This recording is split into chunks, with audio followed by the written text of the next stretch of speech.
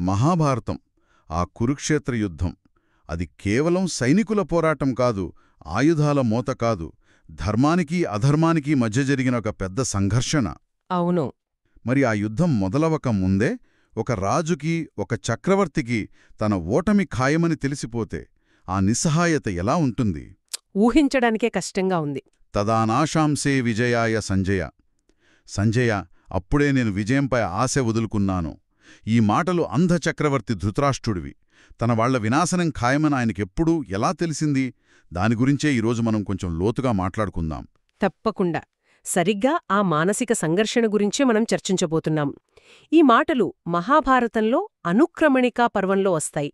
అంటే మొత్తం ఇతిహాసానికి ఇదొక పరిచయం, ఒక సూచిక లాంటిదన్నమాట. ఓ, అంటే ఇండెక్స్ లాగానా?